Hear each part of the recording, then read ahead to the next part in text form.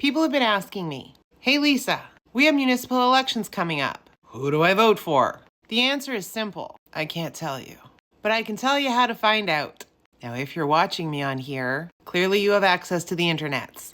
The first thing that people need to do is to check and see who's running in your riding. In Edmonton, you can go to edmonton.ca. It's going to give you the list of everybody that's running in each of the ridings. Then it's going to tell you who's running for mayor. You can sort so that it breaks up mayoral candidates versus councillor candidates. You have the same thing in Calgary. I don't know about rural Alberta. And then you're going to look at the platform for each of those candidates. And I know what you're going to say. Lisa, they all look the same. And I know it might feel like that, but you got to break it down. If people are saying things like reduce property taxes, not because I wouldn't like to see it, but because that's not feasible. It's one of those false promises. Because property taxes are part of what runs the municipal government, allows them to do the things that we need them to do. And so it's not just as simple as promising to reduce property taxes. That's a red flag. Safer communities, that's another big topic. Everybody wants safer communities, but if they're saying things like increased policing and nothing talking about, root causes, red flag. So those are the kinds of things that you need to break down. You can't just read the words that they've put on their platform. Now, personally, in my opinion, when we're looking at things like mayoral candidates and people running as councillor, if you're a part of a party, in my mind, personally, having created a municipal party just aligns with what Danny wanted. Because I love research. You need to go and look at the social media accounts of the people running. Not just their website for the election, but all sorts of other things. Because social media, the things that people have liked or reposted, will let you know where they really stand and who they support. You also need to do a little bit of history. For me, if I'm looking at mayoral candidates in Edmonton, I don't necessarily want somebody that aligns with conservatives. Mr. Jaffer was a conservative MP. Mr. Katerina ran for the Progressive Conservatives. Didn't win. Now maybe people have changed who they are. I doubt it. So for me, that's an And the world of the internets is so much fun because you can look up people's LinkedIn. You can look up people's Pinterests. And it tells you kind of what they like, where they've been, what they repost.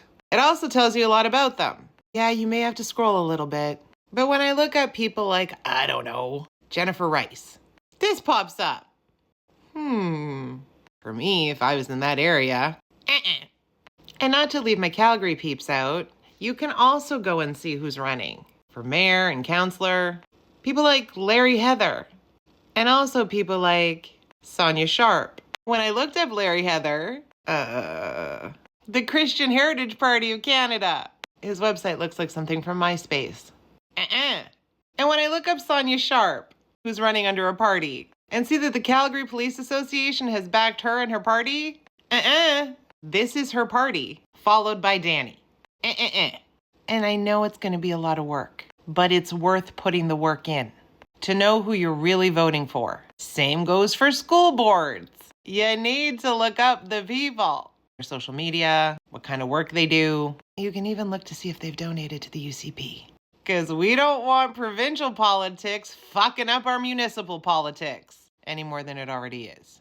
Now for Edmonton, I'm sorry Calgary peeps, I could not find anything similar. I found this survey to take for the Edmonton municipal election. I'm not affiliated with them, I just found it in my scrollings. And as part of the survey, they asked some specific questions.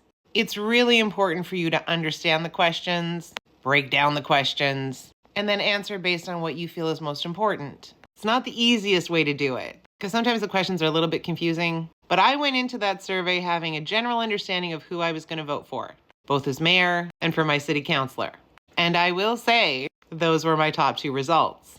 May not be the same for everybody, but it worked for me. You can just Google Taproot Edmonton Municipal, and it'll come up. But unfortunately, there's no quick answer. I'm not going to sit here and tell you who to vote for, where to put your little check mark. But I will give you ideas on what to look for, so you know where not to put your check mark. And even those running as independents, really look at their website. I'll give you a little story. In my area, there's an individual running. Lovely human. Seems like a nice guy. And one of my neighbors had his sign on their lawn. And I was curious, because I'd already done my research. But this lovely guy had recently run as a UCP candidate in my area. So even though independent, Recent past. You basically have 2 weeks before the election is held on the 20th. Plenty of time to do your research. Ultimately, you need to make the right decision for you, your neighbors, and the entire community. No pressure. So after I've looked at all the mayoral candidates for Edmonton and weighed the pros and cons, looked at all the people in my area running for councillor, I know exactly who I'm voting for, and more importantly, who I'm not voting for. Really scrutinize those trustees too. I know you guys wanted answers. I'm not giving them. But hopefully these little tips and tricks will help you make the right decision. Because the internet is forever, and a lot of stuff really wasn't that hard to find.